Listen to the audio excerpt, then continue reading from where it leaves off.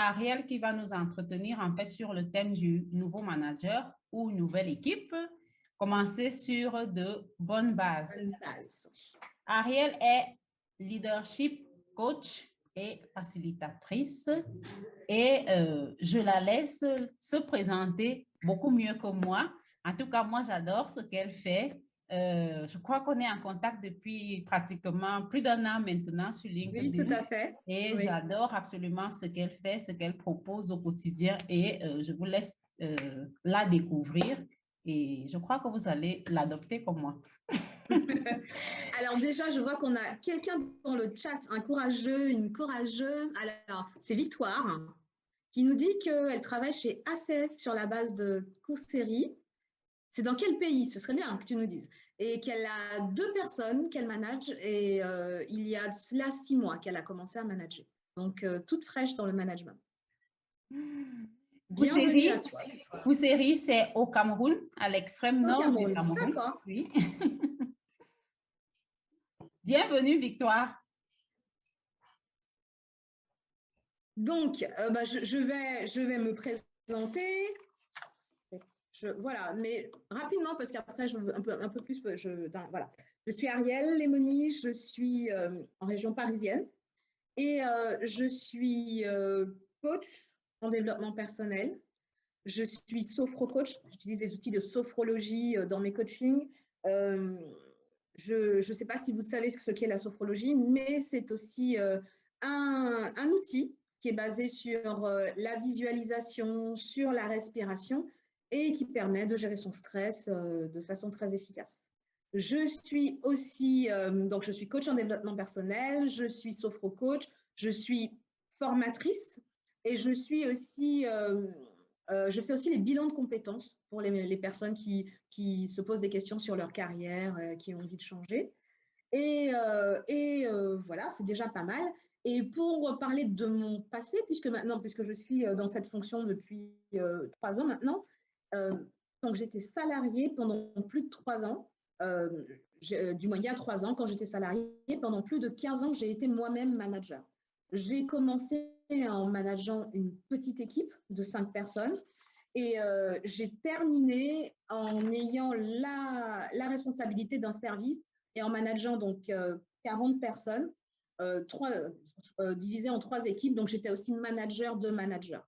Donc, c'est une fonction que j'ai exercée pendant de nombreuses années, une fonction que j'ai beaucoup aimée.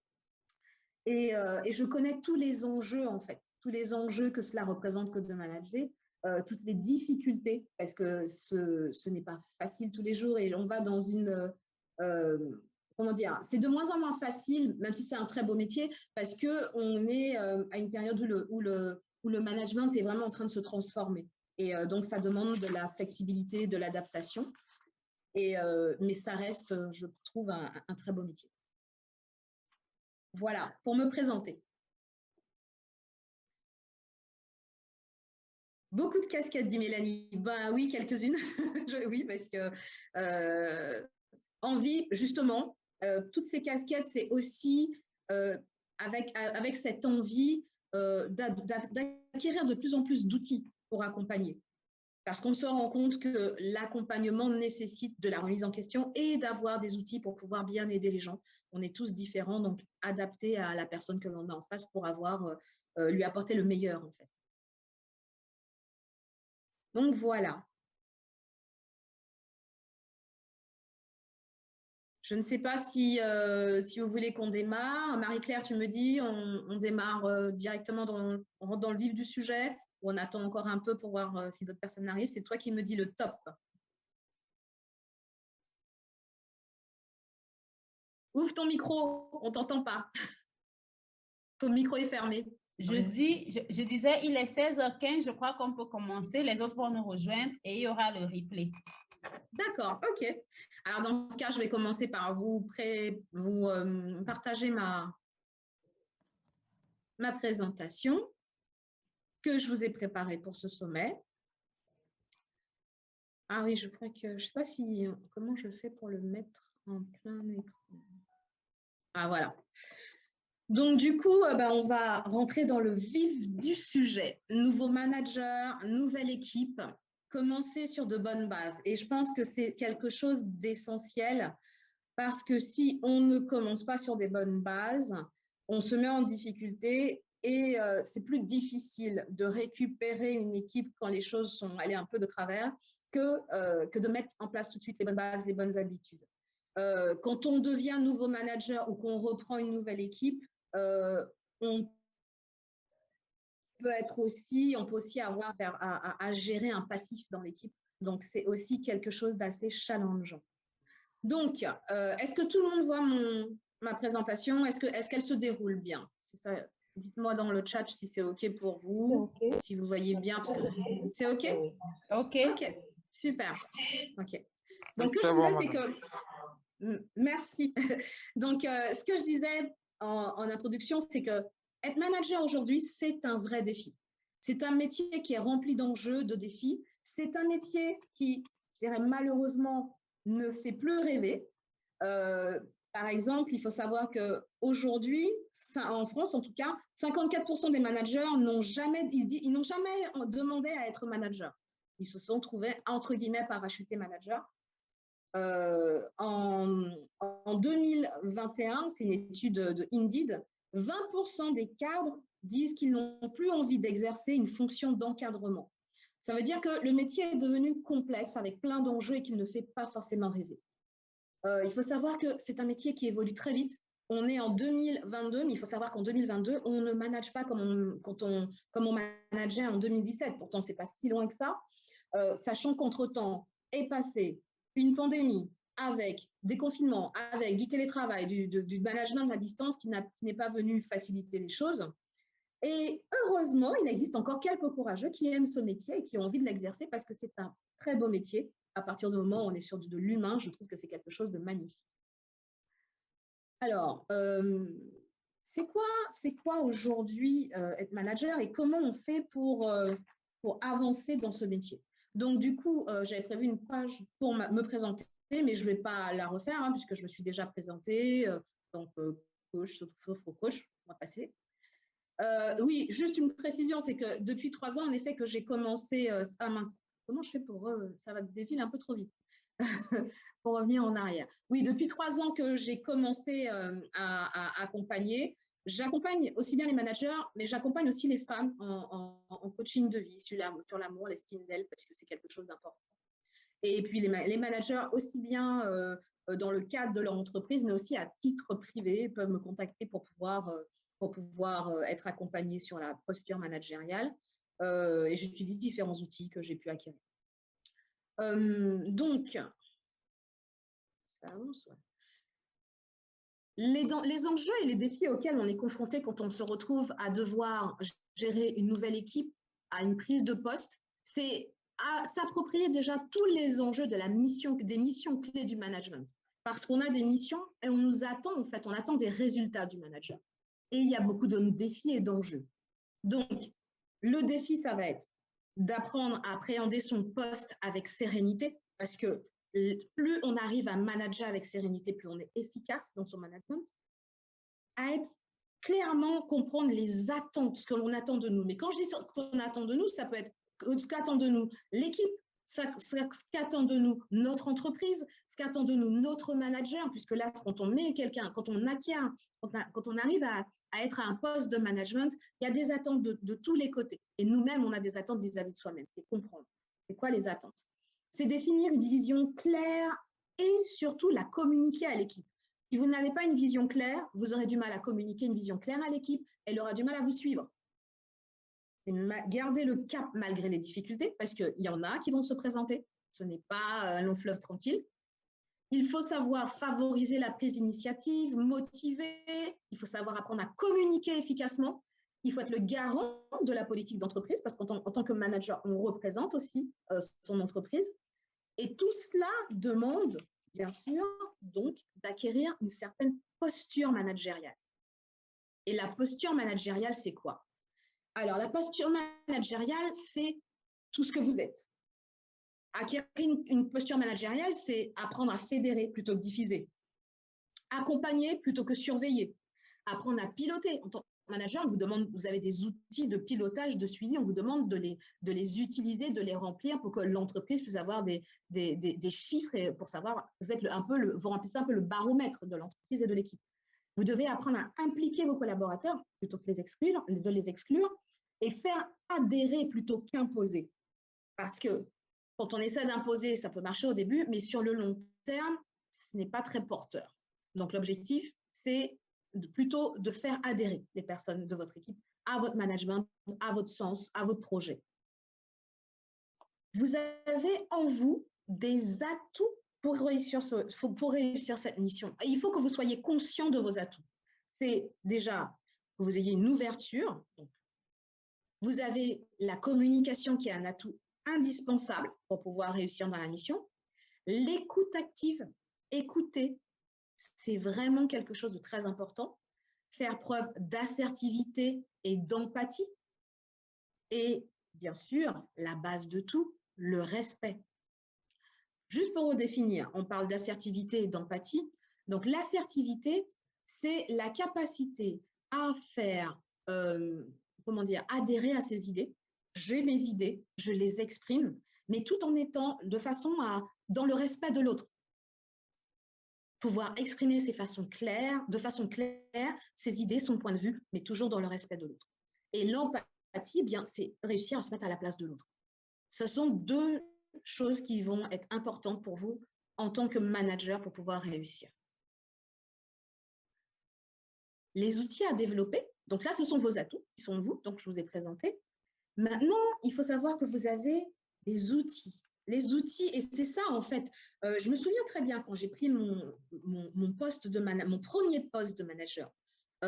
J'avais eu un peu avant un poste d'adjointe à la responsable, donc on commence déjà à voir des premiers signes de management, si on est plus sur l'organisation de l'équipe. Et le premier poste que j'ai eu, c'était une équipe de 5 personnes. En plus, je changeais d'entreprise, donc j'arrivais dans cette entreprise à ce nouveau poste avec des personnes, une culture d'entreprise à laquelle je n'avais pas encore totalement intégrée. Et dans mon équipe, il y avait aussi une collaboratrice qui avait postulé pour le poste et qui ne l'a pas eu. Donc, quand on arrive et qu'on prend le poste dans des conditions qu'on n'a pas choisies, qui peuvent être plus ou moins faciles, eh bien, ce qui est dominant, c'est le stress, en fait. On est hyper stressé, hyper tendu. On a bien sûr cette volonté de bien faire, mais par où je commence? Comment je fais? Qu'est-ce que j'utilise pour pouvoir réussir? Et aujourd'hui, les outils que je veux vous donner, c'est des outils que j'aurais voulu qu'on me donne quand j'ai commencé à mon premier poste de manager, plutôt que d'apprendre dans la douleur, parce que oui, j'ai dû faire des erreurs, apprendre dans la douleur. J'avais de la chance d'avoir un manager qui était bienveillant, qui m'a aussi transmis des choses pour pouvoir avancer, mais c'était quand même douloureux quand on arrive et qu'on doit faire face à des situations et qu'on n'est pas totalement armé pour y faire face. Alors, je vous rassure, ça nous arrive à tous, hein, on finit par apprendre, mais moi, ce que je vais vous donner dans cette conférence, c'est ce qui va vous permettre d'aller plus vite et qui va vous permettre d'être plus rapidement serein dans votre poste de manager. Et quels sont les principaux outils? Vraiment, parce que vraiment, si je devais vous donner des outils et tout ce que j'ai comme outils, on pourrait y passer 4 jours de formation. Et encore, voilà. Là, j'ai essayé de vous donner les outils les plus importants, essentiels et qui vont être les plus pertinents quand on prend un poste ou quand on prend une nouvelle équipe. Le premier outil, c'est la communication. Mettre en place une communication efficace avec son équipe. La deuxième, c'est l'intelligence émotionnelle. Je vous détaillerai plus l'intelligence, chacun des points, vous verrez ce que c'est. Et la troisième, c'est avoir un projet d'équipe. C'est penser à la prise de poste, de se dire où je veux emmener cette équipe, que le projet soit clair, que l'objectif soit clair et que vous puissiez transmettre ce projet d'équipe à l'équipe et qu'elle puisse y adhérer. Donc ça, ce sont les 3 choses, je pense, qui sont les plus importantes quand on démarre dans un poste de manager. Alors, sur la communication, on parle beaucoup de communication. Aujourd'hui, on est dans un monde qui communique. C'est quelque chose qui peut être un atout ou un inconvénient quand on ne sait pas, quand on ne maîtrise pas une communication. La première chose, c'est qu'il faut savoir que quand vous communiquez avec tout ce que vous êtes. La communication, ce n'est pas que le verbal. Il y a tout le non-verbal. La poignée de main, le regard, la posture, la gestuelle. Vous voyez, là, je vous parle, j'ai une gestuelle, voilà, la tenue vestimentaire. Parce qu'en fait, il faut être conscient qu'en tant que manager, vous êtes celui qu'on attend au tournant. Votre équipe est là, elle vous regarde et elle vous attend. Alors, chef, qu'est-ce qu'on va faire aujourd'hui? Où tu vas nous emmener? Tu vas être bon ou tu vas être mauvais? Et du coup, on est sur l'estrade, hein, donc tout ce que l'on peut être, tout ce que l'on peut faire, tout ce que l'on peut dire a un impact. Et il faut savoir que humainement, la communication porte, on appelle ça le 7-38-55, c'est-à-dire que quand on est dans la relation de la communication, votre interlocuteur va tenir compte que de 7% des mots, il va tenir compte à 38% du ton de votre voix et à 55% du non-verbal. Donc, il faut comprendre que votre non-verbal et le ton de la voix auront beaucoup plus d'impact que les mots que vous pouvez employer. Et quand on le sait, eh bien, on est capable de soigner tous ces aspects de sa communication pour être en maîtrise. Et quel est l'intérêt de soigner sa communication? Eh bien, c'est pour impacter, pour créer un climat d'équipe et un climat de confiance. Parce que votre objectif en tant que manager, c'est bien sûr de créer un climat de confiance dans votre équipe. Parce que c'est ce climat de confiance qui va vous permettre de manager sereinement, qui va permettre que vos collaborateurs puissent venir vous parler quand ils ont besoin de vous parler et qui va permettre que vous puissiez avancer ensemble vers ce fameux projet d'équipe. Au niveau donc de la communication, donc le non-verbal est très important, le ton de la voix, votre image est importante. Au-delà de ce qu'on pourrait croire, il y a toujours aussi dans l'image, la tenue vestimentaire, il y a aussi une culture d'entreprise dont on doit tenir compte. Mais c'est vrai que si vous arrivez sur votre lieu de travail, alors que vous êtes manager et que vous êtes en tongs et en short de plage, vous perdez déjà 50% et voire plus de crédibilité. Donc, soyez-en conscients. C'est une réalité. Et ce n'est pas une réalité qui est là pour vous, pour vous limiter. C'est que c'est quelque chose qui est humain. En tant qu'humain, et ce schéma vous le dit, le non-verbal a 55% de place dans la communication. Donc, ça veut dire, déjà, quand vous arrivez dans une pièce, quand vous arrivez et que vos collaborateurs vous voient, vous êtes déjà en train de communiquer. Vous leur dites des choses. Donc, faites attention à ce que vous leur dites soit vraiment en accord à ce que vous voulez transmettre. Et que vous ne transmettiez pas des choses, vous ayez la maîtrise en fait. Parce que si dans votre non-verbal, vous transmettez déjà des choses qui ne sont pas en accord avec ce que vous souhaitez profondément faire, il faudra rattraper le coup. Sinon, parce que vous ne serez pas en cohérence. Pour parler de communication, alors c'est quoi communiquer? La communication, c'est une définition de Wikipédia, c'est l'action d'établir une relation avec autrui. C'est transmettre quelque chose à quelqu'un. Et comme je vous disais, la communication, c'est un besoin vital et on ne peut pas ne pas communiquer. On pourrait croire que je ne dis rien, la diapo d'avant, le 7-38-55 vous le dit, je ne dis rien donc je ne communique pas. Mais dans votre posture, dans votre attitude, le fait de ne rien dire, c'est déjà communiquer. On est tout le temps en train de communiquer, que ça de façon consciente ou inconsciente. Et qu'est-ce qui fait? Quel est tout ce qu'il y a autour de la communication? Le point central d'une communication, c'est un message que vous voulez transmettre. Vous êtes l'émetteur du message, donc c'est vous qui savez ce que vous voulez dire. Vous transmettez ce message dans un contexte et un environnement, donc là en tant que manager, notamment dans un contexte, un environnement professionnel, un contexte d'équipe. Et vos collaborateurs et tous ceux avec lesquels vous êtes en interaction vont être les récepteurs. Et l'objectif, c'est que ce que l'autre a compris corresponde à ce que vous vouliez dire.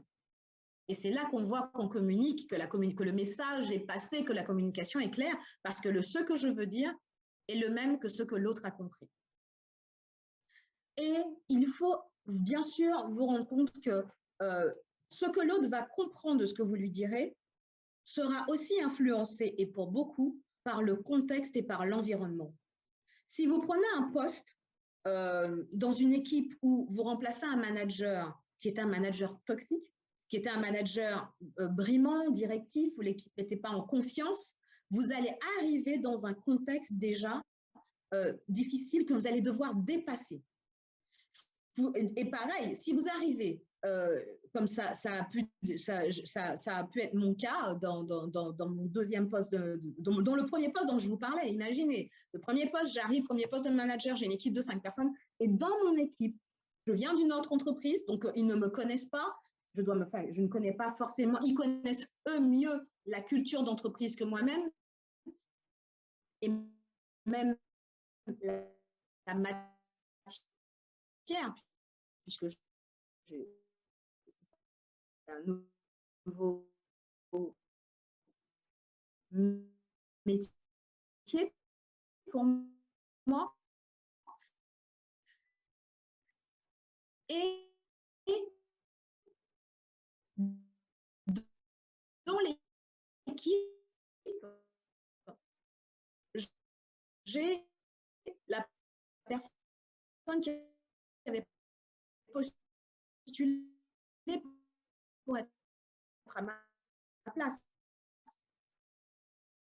Ça peut être dans ce contexte quelque chose qui, si dès à fédérer, à emmener et à développer un projet d'équipe et une adhésion et un climat de confiance. Ne négligez pas cet aspect. Je sais que moi, le deuxième poste de manager que j'ai pris, c'était une équipe plus grande, c'était une équipe de 12 personnes, et j'ai pris le temps à la prise de poste d'avoir un entretien individuel avec chacun des collaborateurs pour savoir comment ils vivaient ce changement, connaître le contexte dans lequel ils exerçaient leur métier, parce que ça permet aussi de comprendre les réactions de chacun, et c'est quelque chose à ne pas négliger. Prenez le temps d'observer, bien sûr, mais de laisser la parole à vos collaborateurs, de les prendre en entretien pour vraiment, et surtout à ne pas négliger, vous présenter. Ils ne vous connaissent pas, vous leur êtes inconnus, et il faut briser la glace, en fait. Donc, vous avez besoin de les connaître, mais ils ont aussi besoin de vous connaître. N'ayez pas peur de leur dire leur parler de vous, de votre parcours, voilà. C'est aussi les mettre en confiance, et ça fait partie de « je communique ». Quand on parle de communication, ça, c'est vraiment quelque chose, une partie sur laquelle je veux insister. En communication, vous êtes responsable du message que vous émettez, et vous n'êtes pas responsable de ce que l'autre peut recevoir ou percevoir. Vous ne pouvez pas, tout ce que vous pouvez faire, c'est faire le maximum pour que votre message soit le plus clair possible. Si il n'est pas perçu exactement comme vous le souhaitez par votre collaborateur, ce n'est pas de votre responsabilité. Parce qu'en fait, la communication passe toujours à partir on est un filtre, en fait. Et ce que vous me dites, ce que tu me dis, va être influencé par qui je suis, par mon histoire, par l'histoire de l'équipe, par ma vie privée, mon éducation. Ça, c'est quelque chose que vous ne maîtrisez pas. Vous pouvez dire la même chose à 2 personnes, et en fonction de l'état d'esprit de la personne, ça ne sera pas perçu de la même façon. Donc, soyez conscient que c'est une partie que vous ne pouvez pas maîtriser et que vous ne devez pas chercher à maîtriser. Vous devez vous concentrer sur ce qui vous appartient, ce sur quoi vous avez de l'influence, et ce sur quoi vous avez de l'influence, ce qui est de votre responsabilité, c'est de vous assurer que votre message est clair, donc que vous employez les bons mots, les bons termes, le bon ton. Vous devez vous assurer de votre non-verbal, puisque votre non-verbal fait partie du message que vous transmettez. Donc voilà, clarté du message, aussi bien au niveau du non-verbal que du verbal. C'est ce qui est à 100% de votre responsabilité. Et si cette partie-là, vous la travaillez bien, il y aura 99,9% de chances que le message émis soit bien compris par la personne en face.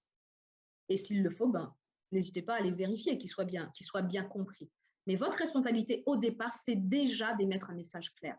Décomplexez-vous par rapport à ça, parce que quand on est manager, quand on prend un poste, une nouvelle équipe, on a envie tellement de bien faire qu'on pourrait être tenté de dépasser dans la communication ses prérogatives et vouloir à tout prix que l'autre comprenne. Non. Concentrez-vous sur ce qui est de votre responsabilité, sur ce que vous pouvez maîtriser. C'est là que sera votre force et ce qui va permettre de baisser votre stress. Donc, concentrez-vous sur « j'émets un message clair, je fais attention à mon non-verbal, j'emploie des mots qu'il faut ». Si on parle encore de communication, on ne peut pas parler de communication si on ne parle pas d'écoute. L'écoute fait partie intégrale de la communication. Vous ne pouvez pas ne pas écouter si vous ne pouvez pas, répondre, vous ne pouvez pas être efficace si vous ne savez pas écouter. Et écouter, quoi qu'on puisse dire, c'est quelque chose qui ne nous est pas naturel. C'est quelque chose que l'on ne fait pas forcément. Voilà, il faut distinguer entendre et écouter. Souvent, on entend, mais on n'écoute pas. Écouter, entendre et écouter, c'est un acte volontaire. Il faudra que vous preniez le temps, que vous ayez la volonté de comprendre et de comprendre tout ce que votre interlocuteur vous dit en face.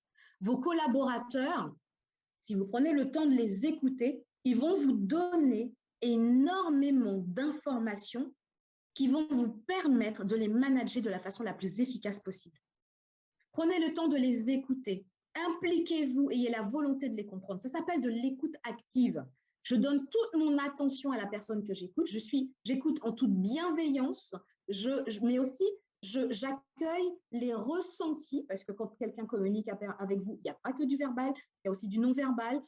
Tenir compte du fait qu'un collaborateur que vous allez recevoir en entretien avec toute la bonne volonté, de votre bonne volonté de manager qui prend son poste, vous pouvez être dans la volonté d'écouter le collaborateur, mais il va falloir aussi que vous teniez compte aussi du contexte. Si c'est un collaborateur qui avait des grosses difficultés avec le manager précédent et donc qui est en méfiance vis-à-vis de la hiérarchie, il va falloir que vous en teniez compte. Parce qu'en fait, il va être en méfiance, pas par rapport à vous. Ce n'est pas vous en tant que personne. Il faut savoir que vous représentez en fait un nouveau, entre guillemets, danger pour lui. S'il n'était pas écouté, entendu, soutenu par son ancien manager, il reste sur cette réalité-là. Et du coup, vous arrivez, vous reprenez le poste, et pour lui, on est dans la continuité.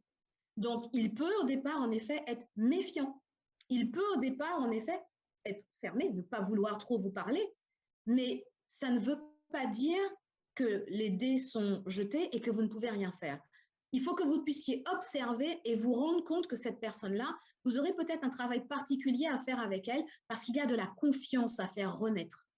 Il y a, oui, il y a de l'empathie, de l'assertivité. Ce sont ces deux qualités-là que vous devrez employer et vous ne pourrez pas ne pas tenir compte de ce contexte si vous voulez amener le collaborateur avec vous. Parce que quand on est dans une équipe, ça c'est aussi très important, je ne sais pas quelle que soit la taille de l'équipe que vous êtes amené à manager, il faut que vous puissiez entraîner l'ensemble de l'équipe avec vous. Il faut que vous ne laissiez personne sur le carreau. Donc du coup, il faut que vous puissiez vous adapter à chacun de vos collaborateurs pour pouvoir trouver c'est quoi son levier et comment je l'entraîne, comment je communique avec lui, c'est quoi son contexte d'entreprise, son contexte dans l'entreprise, sa relation au management, à autres, qui va faire qu'il faut que je m'adapte. Je peux vous donner un exemple. Moi, quand j'ai pris le deuxième poste de manager, même le premier, en fait, j'avais 5 collaborateurs, mais tous différents. J'avais notamment une collaboratrice qui avait plus de 20 ans dans l'entreprise, qui maîtrisait son poste et qui était vraiment à l'aise et qui était presque un peu le pilier de l'équipe sur le point technique. Il faut savoir qu'on ne peut pas arriver et se dire moi, c'est moi le manager, c'est moi maintenant qui va être le pilier technique. Non, il faut que vous teniez compte de ce contexte-là et que vous lui reconnaissiez cette légitimité au sein de l'équipe. Une légitimité qui va être un soutien pour vous. Il faut que vous en fassiez un relais, il faut que vous en fassiez un allié. parce que cette personne-là, et ça me permet, vous voyez, j'aurais tellement de choses à vous transmettre qu'il faut que je reste vraiment synthétique, mais je vais juste vous parler d'une chose. On parle souvent de leadership. On sait très bien que la qualité principale d'un manager, c'est d'avoir du leadership et d'être un bon leader. Mais il faut savoir que vous pouvez avoir dans votre équipe un leader de fait. Il n'a pas le poste de leader, il n'a pas le nom de leader, mais c'est un leader parce que c'est quelqu'un dans l'équipe à qui tout le monde fait confiance. Et ce leader, de fait, en tant que manager, vous devez le reconnaître et lui donner sa place.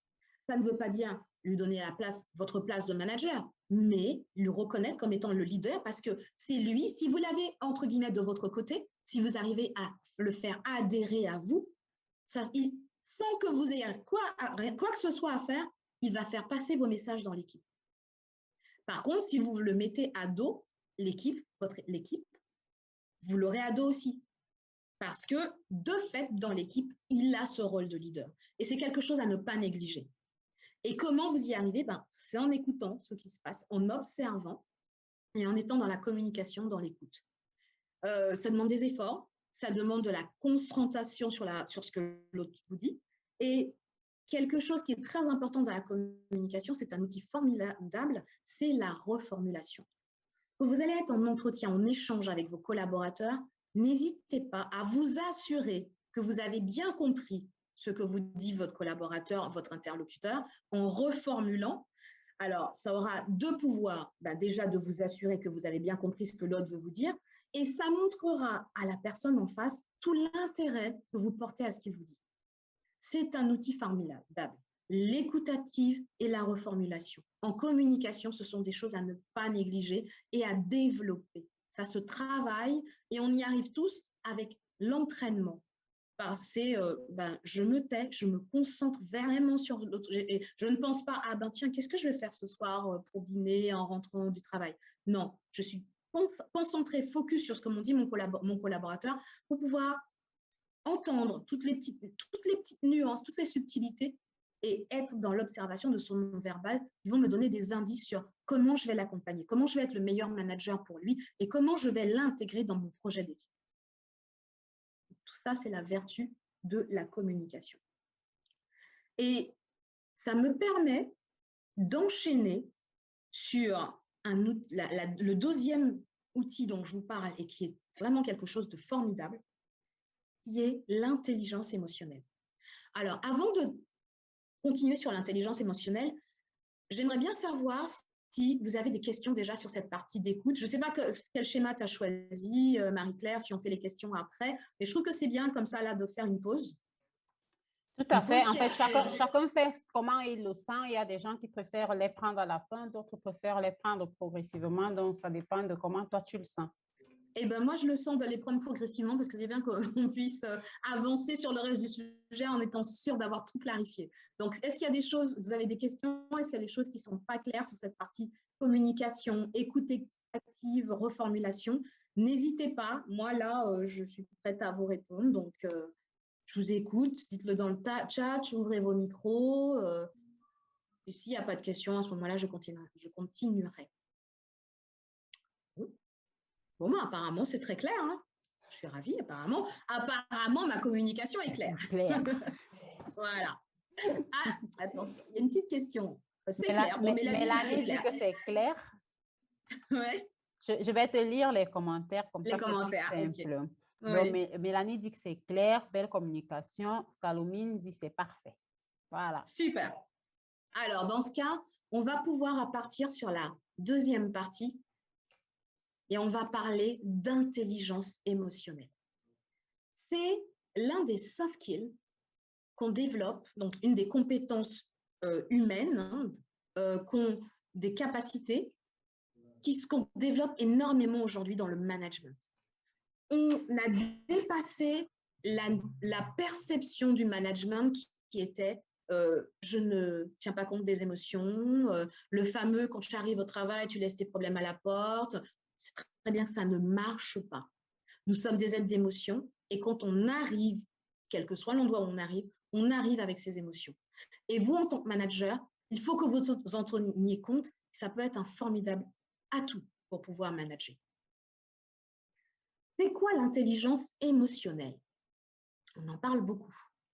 C'est la capacité à percevoir ses propres émotions. C'est la première phase. Je perçois, j'accepte mes émotions, je les comprends et ça me permet d'être en capacité d'accueillir, de comprendre et de réguler les émotions des autres pour qu'on aille vers un objectif clairement défini, un objectif commun. C'est tout à fait l'inverse de ce qu'on a pu faire à une époque qui était « je ne tiens pas compte des émotions, ça n'existe pas ». On repart vraiment à l'inverse. C'est « je tiens compte des émotions, c'est un facteur important dans mon management et je vois comment je peux accompagner, comment je peux. » J'aime pas le mot « utiliser », même si c'est le cas, parce que oui, utiliser et pas manipuler. Ça, c'est quelque chose qui est important. Quand on parle d'intelligence émotionnelle, on pourrait penser au mentaliste, à la manipulation.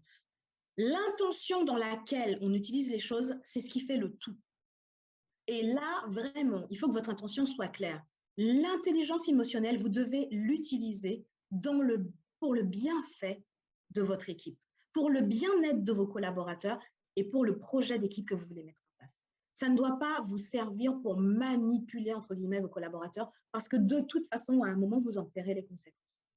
Et là, on n'est pas dans de l'intelligence émotionnelle quand on fonctionne comme ça. Le concept d'intelligence émotionnelle se développe depuis 1995. Il a été popularisé par Daniel Goleman. Voilà, pour info, si vous voulez aller chercher un peu plus, vous pourrez aller le faire. Ça permet d'orienter ses pensées et son comportement en fonction de ses propres émotions. Et ça permet d'accepter et d'accueillir les émotions des autres. Et c'est là qu'on commence à être vraiment dans une communication efficace. On y revient toujours. Intelligence émotionnelle, communication, les bases. Alors, l'intelligence émotionnelle, il faut savoir que les personnes qui sont émotionnellement intelligentes, ce sont des personnes qui sont flexibles et qui ont une grande capacité d'adaptation. Et en tant que manager, la capacité d'adaptation, c'est la capacité que vous devez développer un maximum. Vous devrez vous adapter aux différentes personnalités de vos équipes. Vous devrez vous adapter au contexte d'équipe. Vous devrez vous adapter au contexte de l'entreprise, à la politique d'entreprise, qui est bien sûr elle-même influencée par tout le contexte sociétal. On l'a vu avec la pandémie, qui a eu un impact considérable sur l'entreprise, sur le bien-être au sein de l'entreprise, sur les projets d'entreprise, d'un point de vue économique, mais d'un point de vue humain aussi. Donc, la souplesse, aujourd'hui, et des statistiques l'ont montré, les entreprises qui ont réussi à se sortir de cette pandémie la tête haute, ce sont celles qui ont pu s'adapter. Donc, du coup, la flexibilité, l'adaptation, c'est ce qui est le propre de l'intelligence émotionnelle. Ça permet de distinguer ses propres émotions de celles des autres, de les comprendre, de les assimiler. On fait preuve d'empathie. Donc, pareil, on accueille les émotions des autres. La maîtrise personnelle, parce que si je sais comment je fonctionne, ce qui me crée des émotions, je peux réussir à les contrôler. Si je sais que, par exemple, le collaborateur, parce que voilà, on a tous des valeurs, des besoins, des raisons. Je vous en parlerai un peu plus loin. Si je sais que moi, ma valeur principale, et c'est important pour moi, et que c'est un signe de respect, la ponctualité. Je sais que c'est un sujet très sensible. Et je sais qu'un collaborateur qui arrive en retard, ça risque de m'énerver. J'en suis conscient. Je sais que je dois accepter déjà que mon collaborateur n'a peut-être pas le même rapport à la ponctualité ni au respect. Ça ne veut pas dire qu'il n'a pas cette valeur respect, mais pour lui, ce n'est pas forcément ça le signe de. Et puis, il peut ne pas l'avoir, la valeur respect, ça lui appartient, il en a le droit. Mais si je sais que c'est quelque chose qui me touche, que c'est quelque chose qui peut déclencher chez moi une colère, une réaction vive, ça veut dire que je vais être vigilant. Je vais vous donner un exemple, mais ça, c'est vraiment quelque chose de vécu. Pareil, jeune manager. Je prends ma deuxième grosse équipe de 12 personnes. J'avais un collaborateur, mais tout le temps en retard, tout le temps. Je le reçois, oui, t'inquiète, ça ne change rien. Et du coup, il avait compris que c'était quelque chose qui était pour moi un sujet sensible. Eh bien, il prenait un malin plaisir à être en retard tous les jours. Du coup, parce que je n'ai pas su maîtriser ce côté émotionnel, et du coup, finalement, je lui ai donné du pouvoir sur moi, puisqu'il a compris, parce que son objectif, c'était un peu de titiller la manager. Et il a compris que, ah tiens, ça marche bien, je vais continuer, parce que moi, mon objectif, c'est de la titiller. Et du coup, une fois que il a fallu du recul. Hein. Lui, après, il a fini par quitter l'entreprise. Donc, ce n'est pas avec lui que j'ai appris la leçon de notre interaction. Mais une fois que tu comprends que la maîtrise de tes émotions, la conscience de tes émotions, c'est un atout pour toi pour pouvoir mieux manager. Et ça te permet d'avoir vraiment la maîtrise, puisque personne ne peut venir agir sur tes émotions de façon inconsciente. Tu sais que c'est un sujet sensible, eh bien, ça veut dire que le collaborateur qui arrive en retard, avant de le recevoir, parce que ça va t'énerver, tu sais que c'est comme ça, que ça touche ta valeur et que quand tu vas le voir arriver en retard, ça va t'énerver. Avant, tu ne vas pas le recevoir dans l'énervement. Tu sais, tu as compris le mécanisme, tu vas travailler sur ton émotion, tu vas la calmer et tu vas réfléchir à comment tu vas faire pour mener un entretien qui va être un entretien de recadrage et qui va être quelque chose de productif. Et qui ne va pas faire justement quelque chose que finalement tu te tires une balle dans le pied. Donc la maîtrise de ses émotions, c'est aussi, et la connaissance de soi, la maîtrise personnelle, c'est un atout indispensable pour pouvoir faire preuve de flexibilité, de souplesse et réussir dans le poste manager.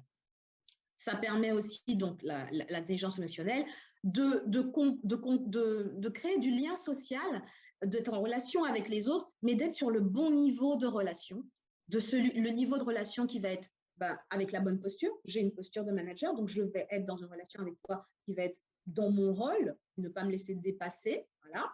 Et du coup, les choses seront claires et la communication va plus facilement et le travail est plus fluide et tout le monde est plus serein. Concernant les émotions, je vous ai mis ce petit schéma que j'ai trouvé super intéressant. C'est quoi les principales? C'est comme ça que ça fonctionne en fait.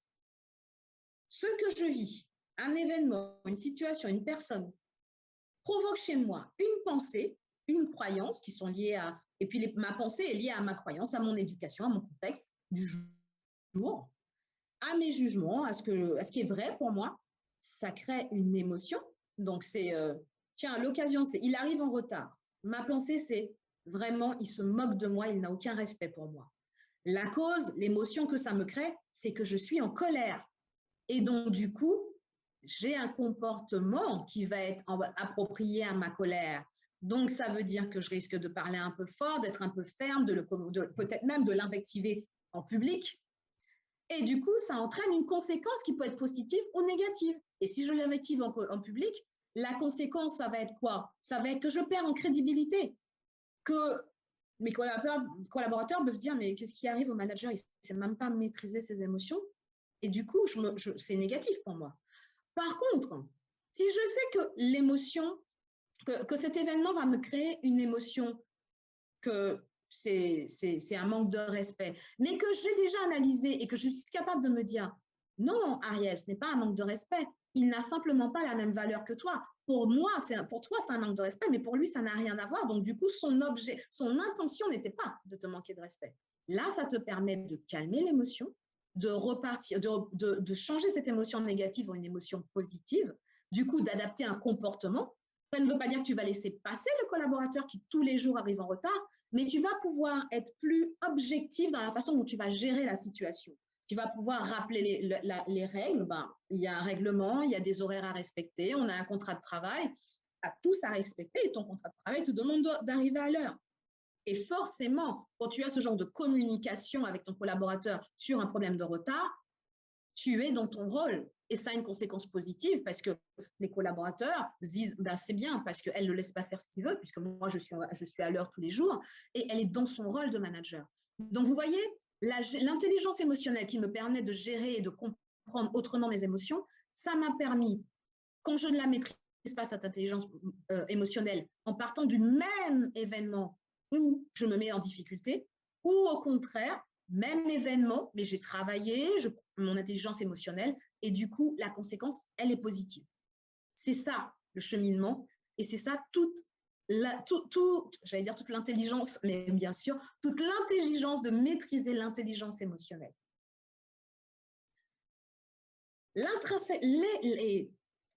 évidemment, au départ, je suis coach, hein, on ne va pas l'oublier. Et je pense que c'est très important parce qu'on parle aussi aujourd'hui beaucoup de faire des managers, des managers coach. Vous apportez des outils de coaching qui peuvent vous aider dans vos managements. Et il faut savoir que l'intelligence émotionnelle est intrinsèquement liée à la connaissance de soi. Si je connais mes valeurs et je sais que la valeur respect, c'est ma valeur principale et que le retard pour moi vient heurter ma valeur respect, donc je me connais, du coup, je sais comment je réagis et je sais comment réagir de façon positive pour que ça ne m'apporte pas une difficulté. Pareil, intelligence émotionnelle, difficulté. Mon troisième poste de manager où j'ai pris vraiment la responsabilité du service de 36 personnes, une grosse responsabilité. Je sais que la difficulté que j'ai eue, c'est que j'avais du mal, moi, à savoir dire non, à être ferme et à savoir dire non. Et une ou deux de mes collaboratrices a très bien compris que je ne savais pas dire non et que j'étais quelqu'un dans l'empathie, dans la surempathie, parce qu'il ne faut pas confondre l'empathie et la surempathie. J'étais quelqu'un dans la surempathie, en jouant sur les sentiments, elle pouvait facilement. Et je me suis retrouvée vraiment en difficulté avec cette collaboratrice parce que du coup, il n'avait plus de maîtrise pour la manager. Elle avait compris que mon point faible, c'était savoir dire non et elle en jouait. Et au moment où j'ai voulu me remettre de la fermeté, elle me dit, c'est quoi ton problème? On a toujours fonctionné comme ça, voilà. Et ça a été vraiment une vraie difficulté. Si à ce moment-là, et je sais qu'aujourd'hui, et puis même après, on apprend de ses erreurs. Je n'aurais pas refait cette erreur-là parce que j'ai compris que j'avais cette peur de dire non, que j'avais ce besoin, entre guillemets, d'être aimé, d'être apprécié, qui était mal placé, et que du coup, ça me faisait avoir un comportement qui me mettait dans une difficulté en tant que manager. Et que le comportement que je pouvais avoir dans ma vie privée sur ce plan-là, qui avait très peu de conséquences, n'était pas adapté à ma vie professionnelle. Et c'est la connaissance de soi qui permet d'éviter ce genre de piège. Reconnaissance de ses émotions, savoir c'est quoi les déclencheurs, le respect de soi. Le respect de soi, c'est dans cette histoire de retard, par exemple, ça ne veut pas dire que je vais laisser passer ce collaborateur qui arrive en retard tout le temps parce que c'est ma valeur. Je me respecte en faisant respecter cette valeur qui est aussi une valeur d'entreprise. Ça veut dire que je me respecte et je vais mettre en place une procédure, s'il le faut, en allant jusqu'à la procédure disciplinaire, parce que c'est ça la règle. Et du coup, c'est important aussi l'estime de soi, la confiance en soi, la connaissance de soi. Donc aujourd'hui, l'intelligence émotionnelle est totalement liée à la connaissance de soi. Et quand on veut être dans son rôle de manager et être à l'aise, parce que c'est quoi manager? On est sur de l'humain, on est sur du relationnel. Et le relationnel, l'interaction avec l'humain demande, pour pouvoir avoir une certaine maîtrise, de se connaître. Si on ne se connaît pas, on a du mal à avancer. On a du mal à être la bonne personne au bon moment, à la bonne place, à avoir la bonne attitude, à avoir la bonne réaction qui va favoriser le succès de l'équipe plutôt que me tirer une balle dans le pied. C'est bien ça, c'est le mot qui me vient, parce que c'est vraiment ça. C'est se mettre en difficulté. Donc, on va apparaître. Ensuite, je vais vous parler maintenant du dernier. Alors, intelligence émotionnelle. On va revenir. Est-ce qu'il y a des questions concernant l'intelligence émotionnelle? Est-ce que c'est une notion qui aujourd'hui vous paraît plus claire? Vous en aviez peut-être déjà entendu parler.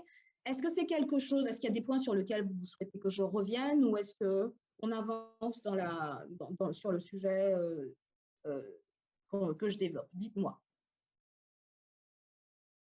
Est-ce qu'il y a des questions? N'hésitez pas à ouvrir vos micros, à poser des questions. Pour l'instant, il n'y en a pas dans le chat. D'accord. Bon. Mais vous pouvez lever la main, prendre la parole ou écrire dans le chat, et à tout moment, il n'y a pas de souci. D'accord. Ne soyez pas timide. Et donc, du coup, je vais continuer sur le troisième volet, le troisième axe qui vous... Ah, il y a Samuel. Ah, il y a des mains levées. Hein. Donc, j'ai Samuel et Néla. Je te laisse gérer ou c'est moi qui gère, Marie-Claire? Je ne t'entends pas. Je disais, je te laisse gérer vu que c'est toi qui as la main. Tu leur donnes juste la parole. Donc, j'ouvre voilà. Donc, Samuel, voilà, tu peux parler, Samuel. Ok, Samuel, bonsoir à oui. tous. Bonsoir. Ariane. Oui. Vraiment, je n'ai pas pu prendre le train en marche depuis le matin. Je cherche à me rattraper pour cette dernière session de la journée.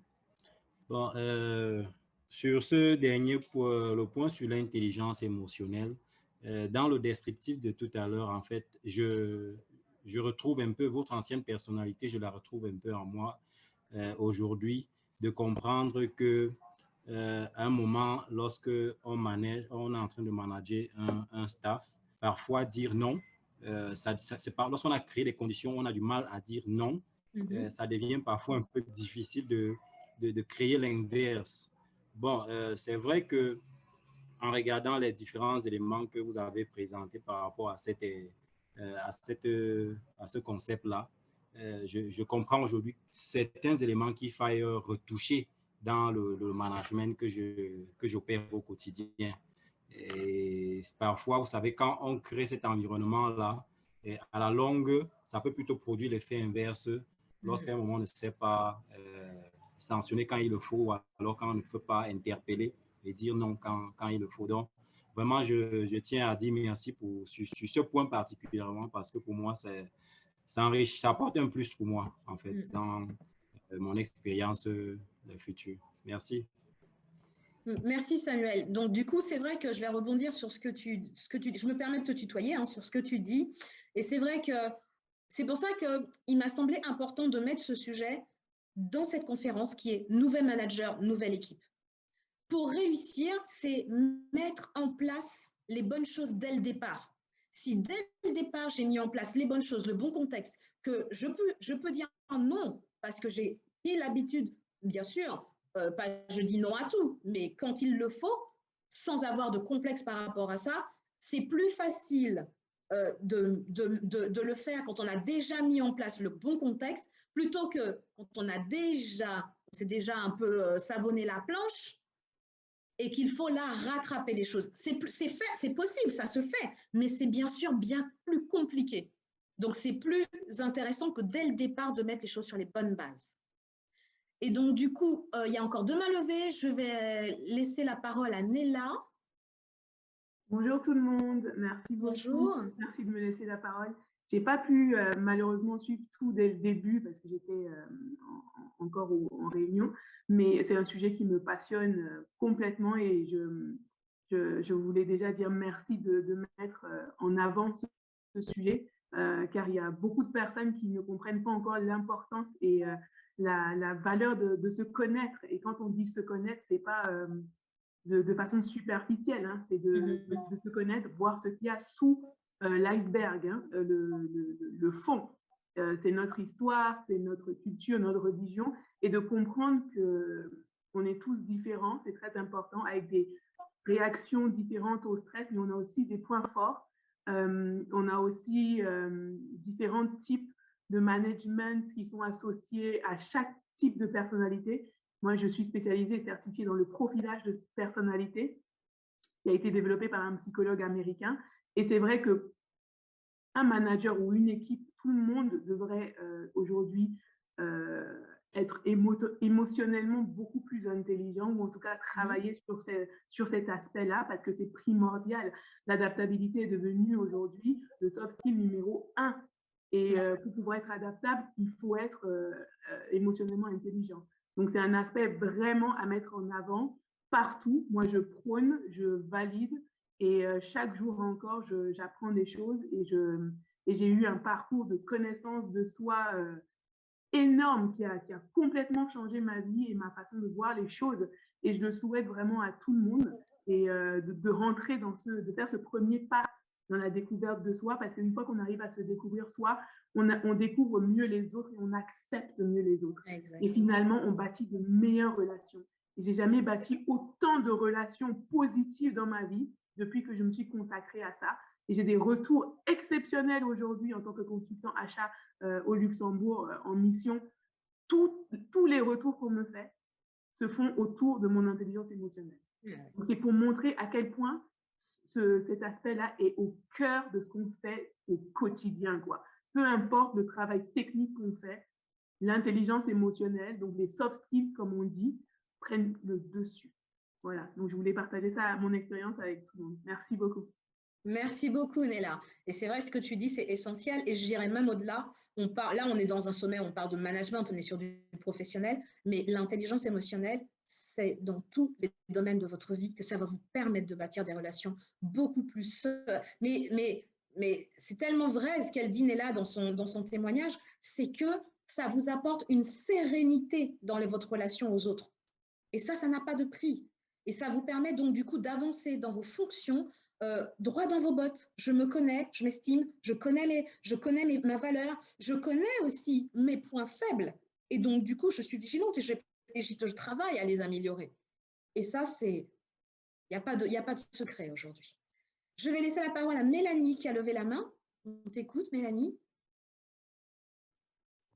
Bonsoir Ariel et merci pour cette brillante présentation. Elle était très intéressante, je t'assure. Alors, je voulais juste poser une question. Tu sais, nous avons des salariés qui sont aussi intelligents, qui sont très intelligents d'ailleurs, et qui parfois utilisent l'intelligence pour nous manipuler. Je prends un cas simple.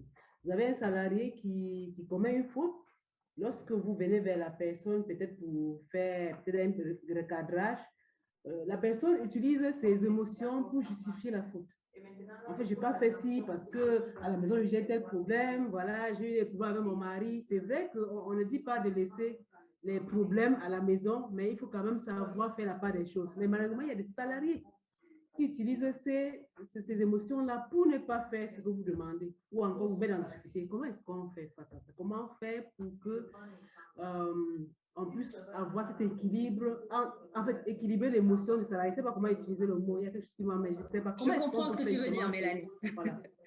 Je comprends ce que tu veux dire.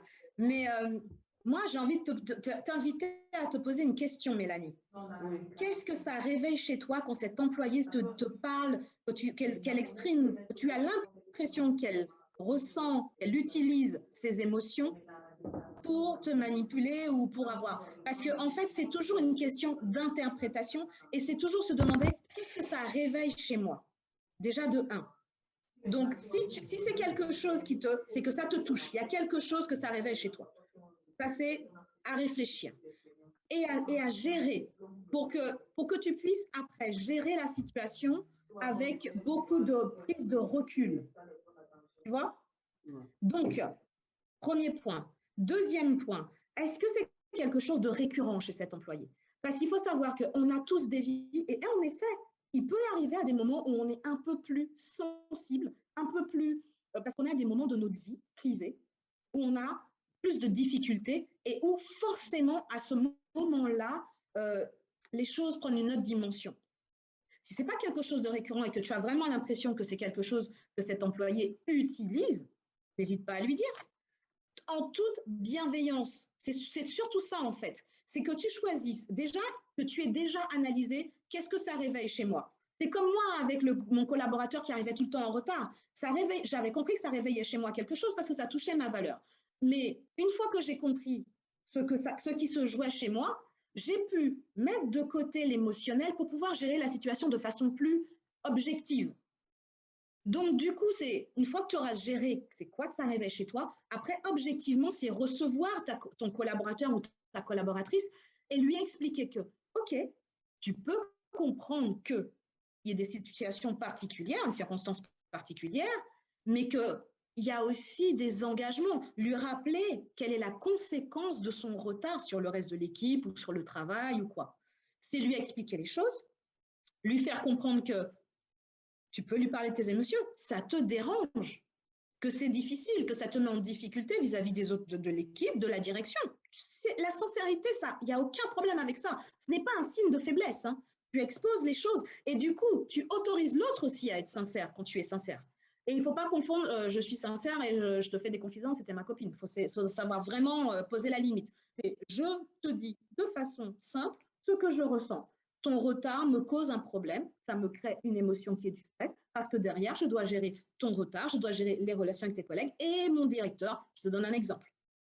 Lui expliquer ce que tu attends. OK, alors à ce moment-là, ce que j'attends de toi, c'est que si tu sais que tu vas être en retard parce que tu as ce problème-là, eh ben, on met en place un système, tu me préviens, ou ben, tu pars plutôt de chez toi, ou voilà, c'est proposer une solution. Voilà ce que je souhaite et comment on peut faire ensemble, comment on peut faire pour que ce que je souhaite se réalise.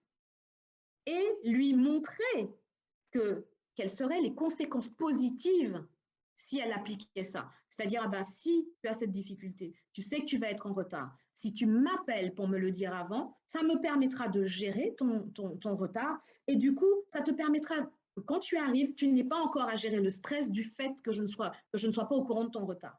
Donc, c'est positif pour elle. Ça permet de gérer la situation sur l'instant T. Et ça, c'est une chose que je répète à tous les managers que j'ai en formation. N'ayez pas peur de recadrer. Vous êtes dans votre rôle, ça fait aussi partie de vos missions. Quand après les choses sont récurrentes, que le discours, l'échange, vous n'obtenez pas les résultats, vous avez dans vos entreprises des procédures de sanctions et de recadrage. Appliquez-les. Elles sont là pour ça. J'espère que j'ai répondu à ta question, Mélanie. Oui, merci beaucoup, Ariel. Tu sais, généralement, nous, c'est les conséquences négatives. Quand un salarié, il y a des actions récurrentes, on dit, tu connais le règlement intérieur. Bon, si tu fais plus ça, voilà les conséquences. Nous, on ne pense pas beaucoup plus aux conséquences positives. Vraiment, merci pour cette Exactement. Lui expliquer, merci beaucoup. Oui, voilà, lui expliquer à ton salarié les conséquences positives pour elle de changer de comportement. Parce que c'est un fonctionnement humain. Si tu me donnes, et puis humain, et voilà, si tu me frappes pour que j'avance, j'aurai du mal à avancer. Si tu me donnes une raison d'avancer, si tu me donnes un bonbon, je vais le faire avec plus de plaisir. C'est mettre la notion de bénéfice pour l'autre. Humainement, on fait les choses que quand on trouve un bénéfice pour soi à le faire. Donc, c'est appuyer sur cet aspect-là. Bon, merci beaucoup, Flav. Moi, je suis satisfaite. Merci. Merci à toi, Mélanie. Donc, du coup, je ne vois pas d'autres questions, donc je vais avancer sur le sujet. Et je vais vous parler. Ariel, oui. Il y a une question dans le chat. Il y a Bakayoko qui dit « L'intelligence émotionnelle, quand un manager pleure au travail face à une situation à la limite déshumanisante, qu'en pensez-vous et que proposez-vous » Donc, c'est le manager qui pleure. Le manager, c'est un être humain. Donc, la difficulté, ce n'est pas que le manager puisse pleurer. La difficulté, c'est comment il gère cette émotion. Il peut, moi, ça m'est arrivé en tant que manager dans des situations très compliquées de pleurer. Je m'excuse, excusez-moi, j'ai une émotion, je pleure et je vais gérer mon émotion, je reviendrai après. On ne dit pas dans ces mots-là. Excusez-moi, cette situation mais voilà, je suis touchée, donc je reviens. Et on prend le temps qu'il faut pour soi, 5 minutes, 10 minutes, on va prendre l'air, on prend un café, on prend un thé, un jus, on prend le temps de faire redescendre la pression, gérer l'émotion, et après, on revient dans la situation éventuellement. Après, maintenant, si c'est un manager qui est en récurrence à pleurer et qui est très sensible, à ce moment-là, c'est au manager, parce qu'on sait très bien que l'intelligence émotionnelle est intrinsèquement liée à la connaissance de soi, c'est au manager à ce moment-là d'aller faire un travail sur lui et d'aller comprendre pourquoi il a du mal à gérer ses émotions et que ce qui sort quand quelque chose arrive, ce sont les larmes. Et du coup, qu'est-ce que ça touche chez lui? Et c'est ça, après, ça lui appartient. Et si c'est un manager, ou si c'est vous qui êtes manager et que vous vous trouvez dans cette situation-là, vous avez une forte émotivité et où vous vous retrouvez à vous mettre, entre guillemets, en difficulté, tout le temps à pleurer, être en larmes devant vos collaborateurs, posez-vous la question, travaillez sur vous. Qu'est-ce qui se joue chez moi? Pourquoi ça me touche autant? Comment je peux faire? C'est que forcément, ça vous renvoie à une situation personnelle. Ça vous renvoie à quelque chose de personnel qui fait que ça accentue l'émotion. Donc, on est encore dans intelligence émotionnelle, c'est-à-dire connaissance de soi. Voilà. Merci. Est-ce que ça répond à ta question, Bakayoko? Oui, c'est bon. Je pense que c'est une bonne participation. Merci beaucoup. Merci. Tu peux avancer. Du coup, on peut continuer. Ouais. Alors, du coup, je vais passer sur des choses un peu plus concrètes. Du moins, c'est du concret aussi, mais dans le vif du sujet. Moi, ce que je vous invite, quand vous êtes un nouveau manager, que vous prenez une nouvelle équipe, c'est de mettre en place un projet d'équipe. Vous ne pouvez pas emmener votre équipe s'ils ne savent pas où vous voulez les emmener. C'est quoi le projet d'équipe? C'est quoi nos objectifs? On se met ensemble pour aller où? C'est comme les joueurs de l'équipe de France ou de l'équipe du Cameroun ou je ne sais pas de quelle autre équipe. Ils se mettent ensemble parce qu'il y a la CAN et qu'ils veulent remporter la coupe. Il y a un projet commun. Et on est tous mobilisés vers ce projet commun. Donc, décidez, en accord avec votre manager, parce qu'il est aussi là, en accord avec le projet doit être en accord aussi avec la politique d'entreprise, c'est quoi mon projet d'équipe? Où je veux emmener mon équipe? C'est quoi? Où on veut aller? C'est quoi notre objectif SMART? Spécifique, mesurable, atteignable, voilà. C'est quoi notre objectif SMART? Où on veut aller? Pour qu'on puisse regarder dans la même direction et mettre en place des actions qui vont nous permettre d'atteindre l'objectif d'équipe, de groupe, la réussite commune que l'on veut. Et on pourrait penser que pourquoi mettre un projet d'équipe puisqu'il y a déjà des objectifs d'entreprise? Parce que en fait, mettre en place un projet d'équipe que vous aurez travaillé, porteur de sens avec votre équipe, ça va installer la confiance, la motivation et on y va ensemble. C'est important de travailler sur un projet d'équipe avec un objectif clair, qui soit porteur de sens et qui soit adapté à l'équipe aussi. Donc, il faut que vous teniez compte de toutes les forces en présence et en accord avec le projet d'entreprise.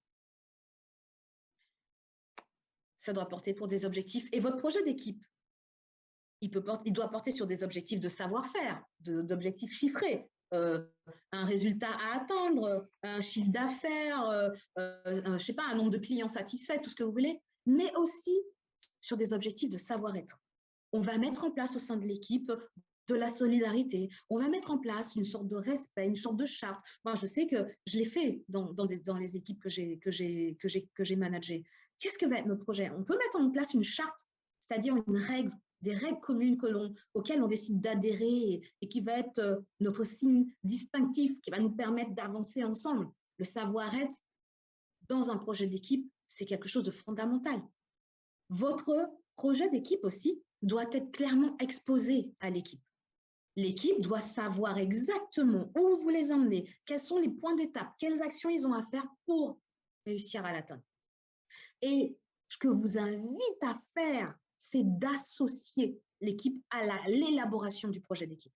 Bien sûr, c'est vous le leader, c'est vous le manager, donc vous savez déjà où vous voulez les emmener. Mais vous n'avez pas, c'est pas parce que vous êtes le manager que vous savez tout. C'est pas parce que vous n'avez pas forcément toutes les informations. Vous ne pourrez pas vous douter de tous les talents qu'il y a au sein de votre équipe tant que vous n'avez pas pris le temps de leur permettre de s'exprimer en fait. On a un objectif commun. Vous ne perdez pas de vue votre objectif. C'est vous le leader. Vous êtes là pour les emmener, mais associez à l'équipe. Prenez les bonnes. Vous n'avez pas le monopole des bonnes idées. Prenez les bonnes idées de l'équipe. Intégrez-les, demandez-leur, et puis en plus, c'est eux qui sont au contact, ce sont eux qui sont, si c'est au contact des clients, ils ont les mains dans le conduit, c'est le premier maillon. Donc, ils connaissent bien les clients, par exemple, les attentes des clients, ils connaissent bien les contraintes de l'entreprise, voyez, les contraintes du métier. Et vont vous permettre d'avoir plein de choses, plein d'arguments, d'avancer plus vite. Donc, associez-les à ce projet d'équipe et surtout, mettez un plan d'action pour atteindre l'objectif. C'est pas notre objectif, c'est d'être une équipe soudée et puis notre objectif, c'est d'atteindre, je ne sais pas moi, plus 10% en productivité. Super. On fait comment maintenant, concrètement? Et il faut un plan d'action. Première partie, on fait ça. Première partie, on va peut-être revoir les process. Deuxième partie, on va mettre en place une nouvelle façon de fonctionner. Troisième partie, on va peut-être mettre en place des questionnaires de satisfaction pour les clients qui vont nous donner des informations pour faire améliorer les choses. Un plan d'action avec des points d'étape. Étape, action 1, action 2, action 3, plein d'étapes. Et bien sûr, des indicateurs qui permettent de mesurer l'atteinte des objectifs. Et une fois que vous avez fait ça, ça vous permet de donner du sens, de motiver, de fédérer. Et surtout, un point important, il faut que vous acceptiez que dans votre équipe, vous avez des personnalités, des compétences différentes. C'est comme une équipe de foot. L'entraîneur, excusez-moi, l'entraîneur, il connaît les forces de chacun des joueurs. Il va les placer au bon endroit.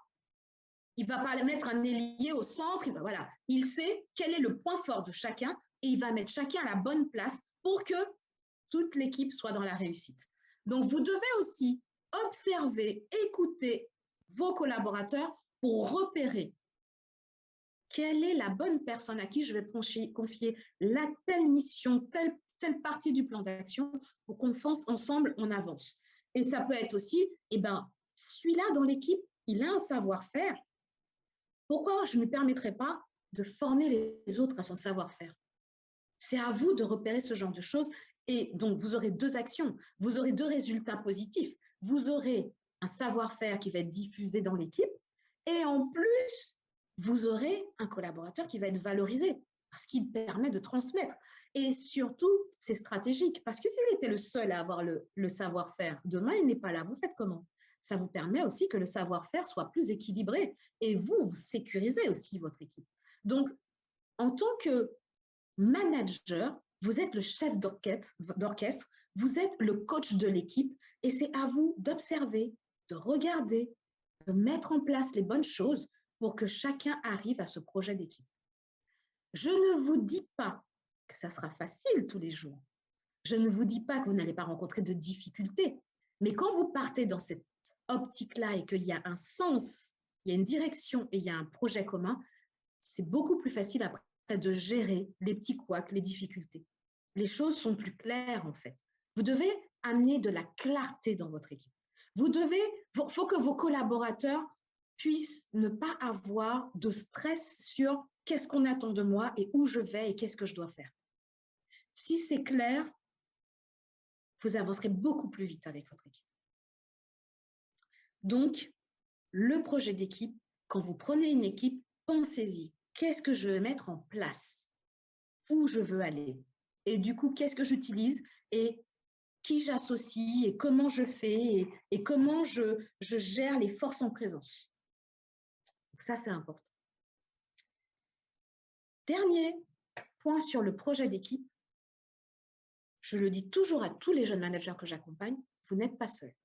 Vous avez des alliés et des supports au sein de l'entreprise. Ne les négligez surtout pas. Votre premier support, c'est votre manager. Vous devez lui faire des retours, des feedbacks. Votre manager, il est là aussi pour savoir ce que vous faites. Il est là pour vous manager, pour vous aider, pour vous accompagner. Et il a besoin que vous lui fassiez des retours pour pouvoir vous accompagner. Vous pouvez vous appuyer aussi sur sa connaissance de l'équipe ou de l'entreprise. Et c'est celui aussi qui peut aller vous chercher des moyens si vous en avez besoin. Donc, ne négligez pas la relation avec votre manager. Prenez l'habitude. Parfois, certains managers peuvent être occupés et se dire il est manager, il est autonome. N'hésitez pas à demander de l'aide à votre manager, à le solliciter, à lui demander « Écoute, moi, je suis en difficulté là, j'ai besoin de ça, j'ai besoin que tu m'accompagnes, j'ai besoin de ta présence et j'ai besoin qu'on mette en place des points réguliers. » Soyez à l'initiative si c'est ce dont vous avez besoin. Vos collègues, managers, partage d'expérience, partage de bonnes pratiques. Il y a peut-être des managers qui sont un peu plus expérimentés que vous, ou même s'ils prennent le poste de manager en même temps que vous, peut-être qu'eux, ils sont issus de l'entreprise, ils connaissent un peu mieux la politique d'entreprise. Appuyez-vous sur vos collègues. Et le service RH. Il faut savoir que le management, en tant que manager, vous avez des obligations légales. Il y a des règles, des questions légales, sociales, réglementaires, et que si vous n'y faites pas attention, vous pouvez vous mettre en difficulté. C'est des choses que j'ai vécues. Je me suis retrouvée à recadrer un collaborateur sur un sujet. Et je l'ai fait de mon initiative, voilà. Et après, du coup, sur ce collaborateur, j'avais mis une sanction qui pouvait être, c'était une sorte de contrôle de son travail et validation. En fait, j'étais dans le service d'assurance, de sinistre, et en fait, il faisait beaucoup d'erreurs dans les dossiers. Donc, j'ai pris l'initiative de lui dire, tu passeras plus de règlements s'ils ne sont pas validés par moi ou collaborateurs plus anciens. Ça a continué. Et quand je suis allée voir la RH en leur disant, ben, il faut qu'on fasse quelque chose parce que j'y arrive plus, on ne peut plus. On a des retours de clients pas satisfaits, des erreurs à rattraper, les collègues s'arrachent les cheveux. Ils m'ont dit, bah, c'est bien Ariel, mais ce qu'il y a, c'est que tu as pris l'initiative de déjà lui faire une sanction en lui enlevant son pouvoir de règlement sinistre. Il me dit, ben, on ne peut pas le resanctionner derrière sur la même erreur. Et donc, du coup, j'aurais, avant de prendre cette initiative, consulté le service RH, on aurait adopté une autre stratégie. Et du coup, là, ben, ça retardait l'éventuelle sanction qui était nécessaire. Donc, n'hésitez pas, avant de prendre des initiatives, de consulter le service RH. Est-ce que j'ai le droit de le faire? Quelles seront les conséquences légales? Parce que c'est aussi votre responsabilité, votre poste que vous mettez en jeu et la responsabilité de l'entreprise. Donc, vous en soyez très conscient. Donc, en tant que manager, nouvelle équipe, nouveau manager, appuyez-vous et faites de vos alliés, votre manager, vos collègues et le service RH. Vous en aurez besoin pour avancer sereinement dans votre poste. Et bien sûr, j'ai envie de vous dire, décomplexez. Ne vous attendez pas à être parfait. Acceptez de faire des erreurs. N'ayez pas peur de faire des erreurs parce que de toute façon, vous en ferez. Vous apprendrez de vos erreurs. En étant formé, en ayant des outils, il y a des erreurs que vous ne ferez pas, mais vous en ferez d'autres. Parce que c'est aussi avec l'expérience qu'on en fait de moins en moins. Donc, c'est accepter de faire des erreurs pour pouvoir apprendre et pouvoir évoluer dans son poste. Vous devez asseoir votre style, votre personnalité, puisque c'est votre équipe. Vous devenez le manager de cette équipe, donc elle doit avoir votre patte. Vous n'êtes pas obligé de faire comme le manager qui faisait avant, qui était là avant vous et que vous remplacez. Mettez votre patte, mettez votre style, votre personnalité dans votre type de management. Et faites-vous confiance. Si vous êtes à ce poste, si on vous a donné ce poste de manager, cette équipe, c'est qu'on a perçu en vous des capacités. Alors, ayez confiance dans vos capacités et travaillez à les développer pour être le meilleur manager possible. Donc, on revient toujours, la boucle est bouclée, au travail sur soi, qui est une clé vraiment magnifique pour pouvoir évoluer dans toutes ces activités, aussi bien professionnelles que personnelles. Voilà, donc j'arrive au bout de cette conférence où je vous ai donné beaucoup de choses. En tout cas, pour moi, comme je vous disais au début, quand on débute sur une équipe, je pense que ce que je vous ai donné, c'est vraiment les outils de base qui vous permettent de partir sur de bonnes bases. Après, il y en a plein d'autres qu'il est nécessaire d'acquérir, qu'on acquiert par l'expérience. Et puis, ayez aussi la curiosité de toujours essayer de vous former, de vous améliorer. Ça, c'est quelque chose qui vous appartient à vous. N'attendez pas forcément que la formation vienne de votre entreprise. Vous pouvez aussi être à l'initiative de la formation. Vous pouvez proposer à votre employeur une formation de vous financer, une formation que vous avez vue parce que ça pourrait être intéressant. Prenez ce genre d'initiative. Ça sera bon pour tout le monde. Voilà. Donc, si vous avez des questions sur cette dernière partie et sur toute la conférence, parce que là, on arrive au terme de la conférence, ben, c'est le moment, je vous écoute. Je ne sais pas s'il y a dans le chat, pareil, vous levez la main et je réponds à vos questions. Vous pouvez aussi consulter un coach parce que ça va vous permettre de vous développer personnellement et professionnellement. Et ce n'est pas toujours l'entreprise qui va en bénéficier en premier. Notre problème aussi en tant que manager, comme tu l'as dit, la plupart d'entre nous arrivons dans ces rôles-là sans les avoir sollicités, sans y avoir été préparés. Et une fois que nous y sommes, on n'a pas d'accompagnement.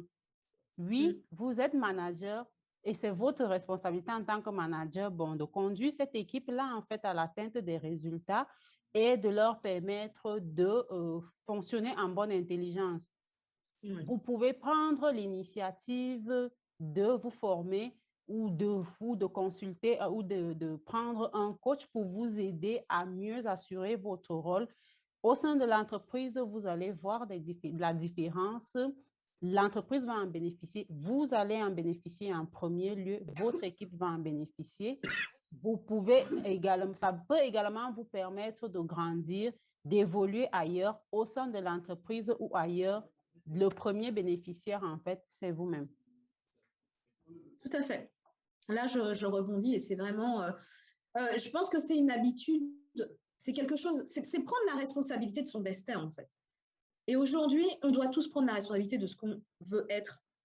Vous avez peut-être pas choisi d'être manager, mais vous avez quand même dit oui à l'opportunité. Si vous avez pris le poste, ben maintenant, c'est à vous de décider ce que vous voulez en faire. C'est à vous de décider que ben, cette mission de manager que je n'avais peut-être pas choisie, je vais en faire un succès. Et donc, du coup, c'est en travaillant sur soi, en améliorant ses connaissances, aussi bien techniques que personnelles et la connaissance de soi. Et c'est comme ça qu'on évolue, qu'on grandit et qu'on peut être le meilleur manager et la meilleure personne possible. Il n'y a pas de baguette magique ni de secret. C'est du travail et notamment du travail sur soi. Il n'y a pas de questions, il n'y a pas... Je n'en vois pas dans le chat. Il y a Victoire qui dit merci et très instructive pour un manager à ses débuts comme moi. Ravi. Merci beaucoup, Victoire, pour le retour. En effet, c'était très enrichissant, Ariel. Généreuse Merci. comme d'habitude et pertinente. Oui. et je vous dis, alors là, je me suis limitée parce que je me suis dit, bon, je vais donner l'essentiel, mais il y a plein d'outils et plein de choses que je pourrais aussi pouvoir donner encore. Mais du coup, ben, je rebondis. Si vous désirez me joindre, si vous avez envie que je puisse vous accompagner en vous donnant des outils ou que je puisse répondre à des questions, moi, comme dit Marie-Claire, je suis très généreuse. Moi, vous pouvez me contacter, vous avez une question, on échangera, il n'y a pas de souci. Je suis joignable par tous ces moyens. Vous avez mon adresse mail. Je suis sur LinkedIn et je suis très active sur LinkedIn et je réponds assez vite. Sur Instagram aussi. Vous avez mon site internet et je vous ai mis ma ligne de portable. Donc, si vous voulez me joindre, vous avez tous les éléments. Vous choisissez le moyen qui est le plus facile pour vous. Bien sûr, j'ai portable, WhatsApp, voilà, sur ce numéro-là, il n'y a aucun souci, je suis joignable. Voilà, et c'est toujours un plaisir pour moi de partager. Merci, merci, merci. Il y a quelqu'un qui a, si vous avez des questions, vous pouvez lever la main ou prendre la parole, écrire dans le chat. Si vous voulez faire un partage d'expérience, vous pouvez également le faire avant qu'on se dise au revoir.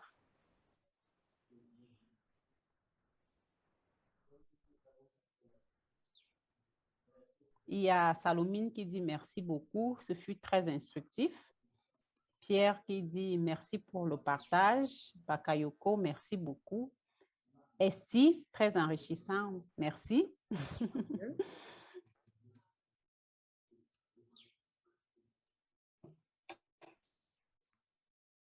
Bon, bah, s'il n'y a pas d'autres questions. Je crois qu'il n'y en a plus. C'était très clair. Il n'y en a plus, oui, je crois qu'on est. Eh bien, tant mieux. Donc, ça va, en fait, ma communication. Ah, il y a Jovial qui lève la main. Alors, je vais te donner la parole. Jovial, normalement, oui, c'est bon. Ah, non, attends. Ah, mince, c'est-à-dire, je clique de... Alors, attends.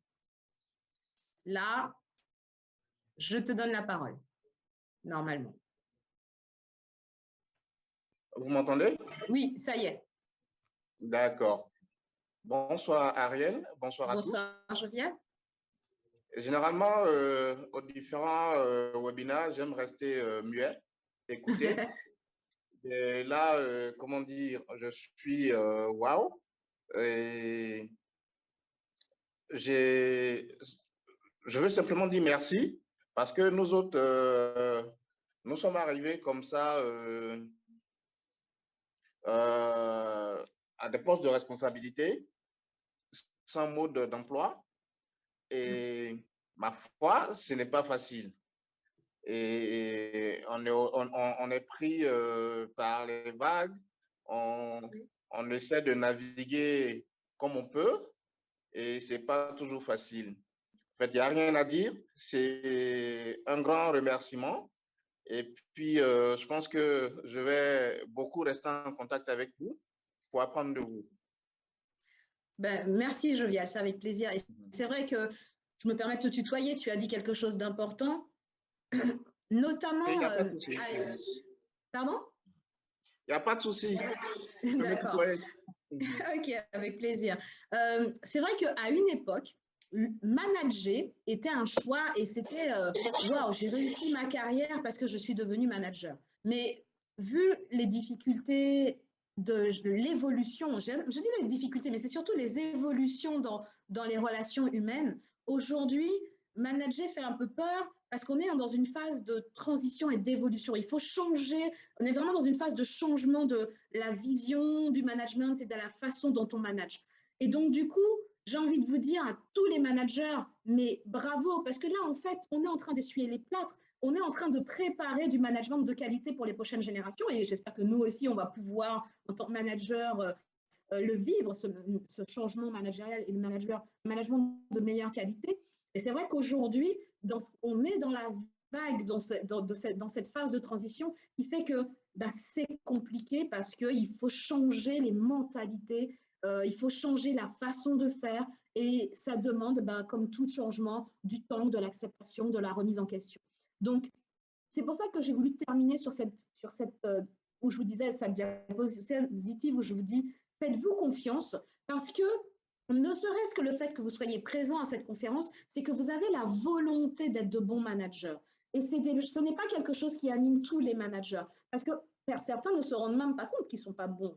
C'est ça le pire. Donc, vous avez cette volonté de vouloir changer les choses, d'être des bons managers. Alors, continuez sur cette voie, travaillez sur vous, utilisez les outils que vous pouvez trouver et vous verrez, vous serez tous les jours un peu plus un meilleur manager. C'est ça qu'il faut retenir. Et accrochez-vous parce que c'est vrai qu'on est sur de l'humain et c'est un très, très beau métier.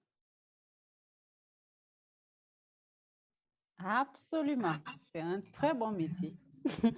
Tant qu'on doit traiter avec les humains, moi, je trouve que c'est toujours la meilleure façon de passer son temps, en fait.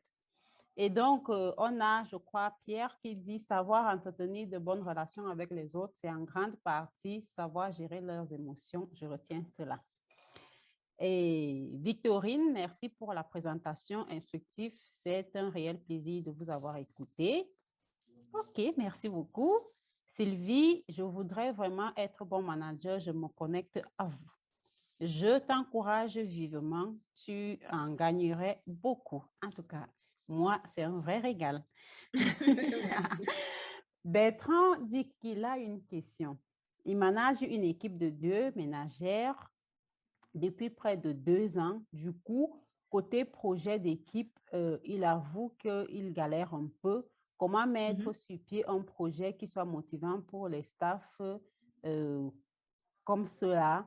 Leur poste n'offre pas beaucoup de perspectives d'évolution en interne et on ressent un relâchement. La question est de savoir comment mettre sur pied un projet qui reboostera l'équipe. Maintenant, pour que tu puisses mieux répondre, je vais un peu t'expliquer le contexte. Dans l'humanitaire, en fait, on a souvent, par exemple, des maisons pour des expatriés et du staff qui doit faire le ménage là-bas ou qui fait la cuisine et tout. La même chose au bureau, la cuisine, le ménage, ce genre de choses. Et selon les organisations, ça peut être la logistique qui gère, ça peut être les RH ou ça peut être le service administratif et financier. Et donc, souvent, ce sont des salariés, en fait, qui font un travail qui n'entrent pas réellement dans le cœur de métier du département auquel ils sont rattachés. Donc, c'est un peu ça, pour que tu comprennes un peu le contexte. D'accord. Merci pour l'explication, Marie-Claire. Bien, écoute, moi, ce que j'ai envie de répondre à cette question, ce que j'ai envie de dire, c'est que quand on est sur des métiers comme ça, où en fait, il n'y a pas beaucoup de valeur ajoutée certainement pour la personne qui exerce le métier, il n'y a pas de perspective. À ce moment-là, il faut essayer de comprendre et il faut essayer d'être à l'écoute, en fait. Ce projet d'équipe, eh ben, tu n'es pas obligé de le bâtir toute seule, Bertrand. Fais un truc, une sorte de brainstorming. Quand tu es deux ménagères et dis-leur, quand tu peux, on prend un quart d'heure, une heure, une demi-heure, mets de la cohésion et dis-leur, bon, je sais que ce n'est pas un métier qui fait rêver, il n'y a pas forcément beaucoup de perspectives, mais puisqu'on est là, comment on peut le faire de façon à ce que ça soit le plus fun possible, entre guillemets, et être à l'écoute. Peut-être que ces deux ménagères-là, puisqu'elles sont sur le terrain, elles pourront te proposer des idées pour mettre en place quelque chose. Après, ça sera à toi de voir si dans le contexte, si avec l'entreprise, qu'il est possible de mettre déjà, mais je peux te dire que la motivation peut revenir simplement parce qu'elles se sentent considérées et écoutées. Parce que ce qu'il y a le pire dans ce genre de métiers, ce sont des métiers, il faut dire la réalité, c'est pas très considéré, y a pas, c'est du répétitif. Et les personnes qui l'exercent peuvent avoir l'impression en fait de ne pas être considérées, alors qu'en fait, elles sont un maillon important de la chaîne. Toute personne est un maillon important de la chaîne.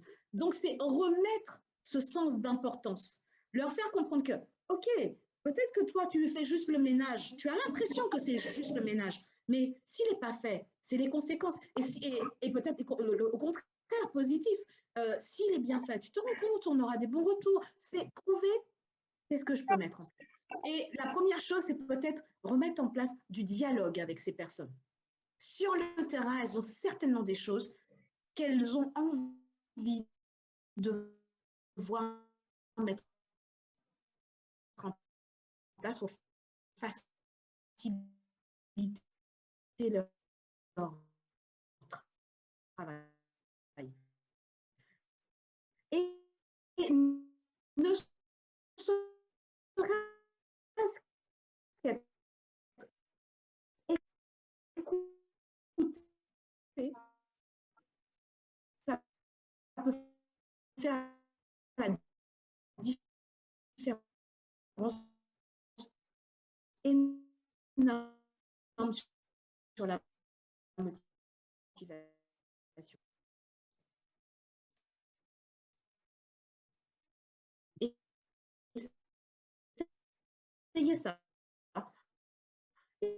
et voir si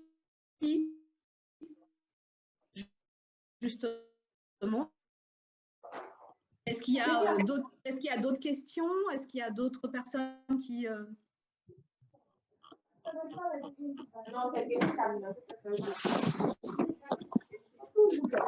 je crois que Bakayoko, voilà, je vais désactiver le son. Donc, voilà, donc je ne sais pas... Je disais que je crois qu'on a une dernière question. Oui. Que j'arrive, je crois que je suis descendue jusqu'à la fin. On avait une question là.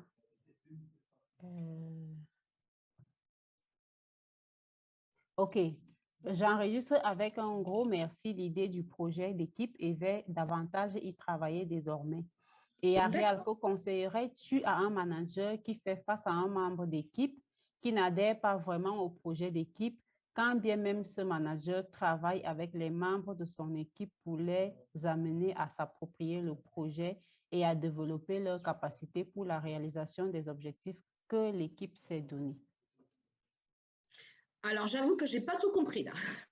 Faudrait, ce que j'entends de la question, c'est que si un manager décide de mettre en place, par exemple, un projet d'équipe en collaboration avec son équipe et qu'il fait face à un membre d'équipe qui est réfractaire, en fait, qui ne adhère pas vraiment à ce qui est mis en œuvre, qu'est-ce que tu lui conseillerais? D'accord. Donc déjà, je pense que l'important, c'est de aller comprendre à quoi il n'adhère pas. Qu'est-ce qui fait qu'il n'adhère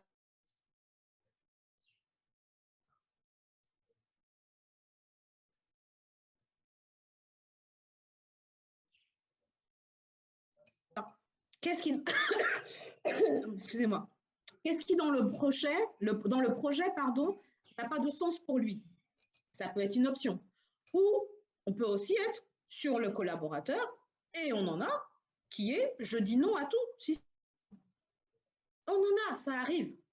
À ce moment-là, c'est peut-être se dire « ok, il ne va pas forcément adhérer, mais lui faire comprendre quel est l'intérêt pour lui de ne pas saboter le projet. » Et peut-être remettre pour lui l'intérêt d'être, même s'il n'est pas acteur, actif autant que les autres dans le projet, mais qui pourrait avoir une valeur ajoutée, quelle serait laquelle?